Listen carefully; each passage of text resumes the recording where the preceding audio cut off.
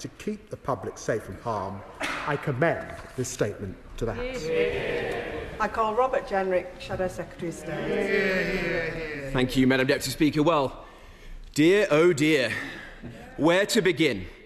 This Justice Secretary could not deport the only small boat migrant who who tried to be deported. Yes. Having been mistakenly released, Hadush Kebatu came back to prison asking to be deported, not once, not twice, but 5 times. But he was turned away.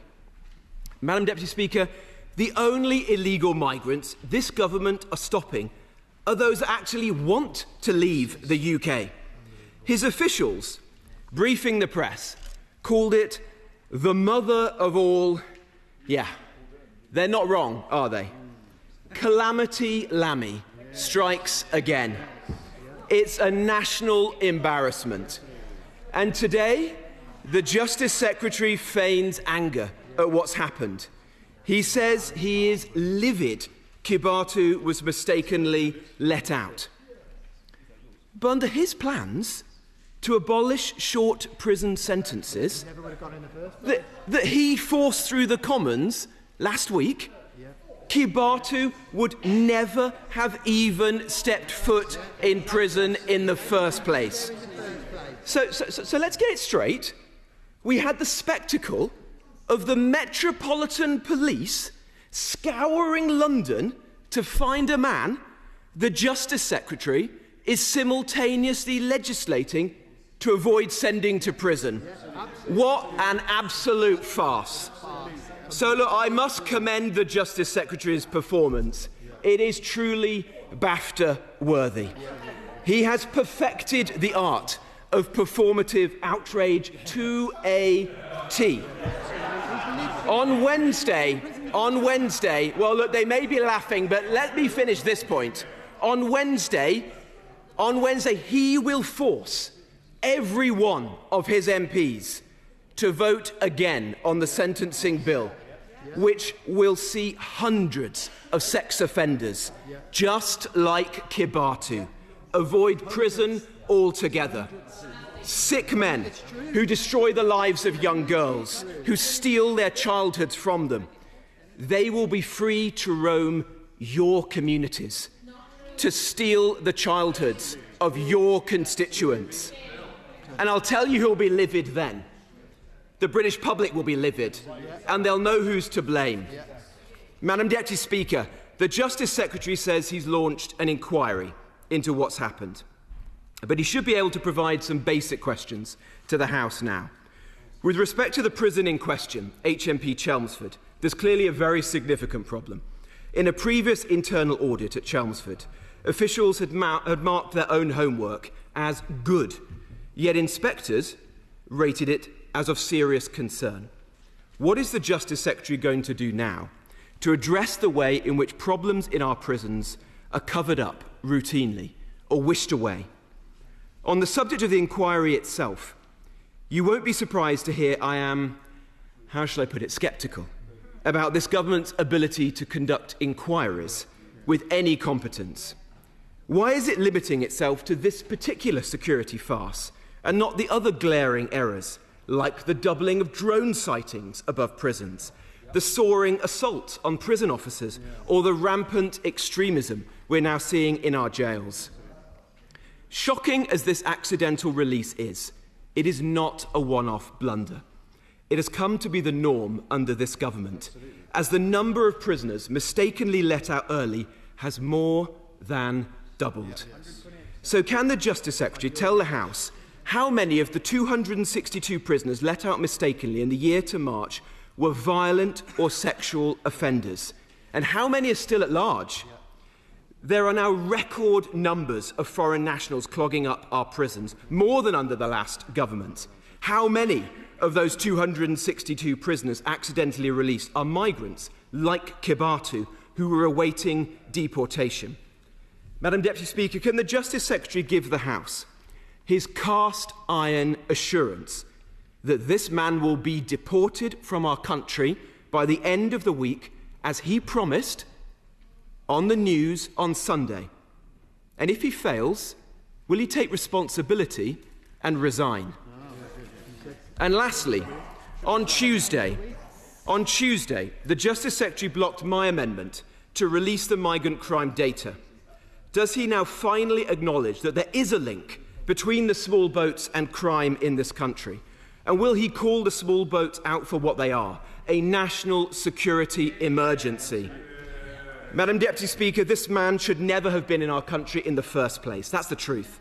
He should have been detained. He should have been deported. Instead, he was put up in a hotel in Epping and allowed to prey on schoolgirls. Now we learn that some Labour officials privately concede that they were wrong to scrap the Rwanda plan. Be in no doubt. From start to finish, the Kebatu fiasco was a creation entirely of Labour's own making. So I say to the Justice Secretary, there's no point coming to the House today professing to be livid at the consequences of your own policies. The British people, they can see straight through you. Madam Deputy Speaker, this is a serious issue, and that's why there will be a full independent investigation. The Shadow Justice Secretary, I'll give him this, he's smooth. But as my mother would have said, if he was chocolate, he'd lick himself. He should hang his head in shame. The crisis in our prisons that we're faced today is because of 14 years of failure under his government. As they were packing their bags, and he knows this, to leave office, temporary release failures were under his watch. They presided over 17 mistaken releases per month. This didn't happen overnight. It was not inevitable. It was the choices that his party made through 14 years of chaos.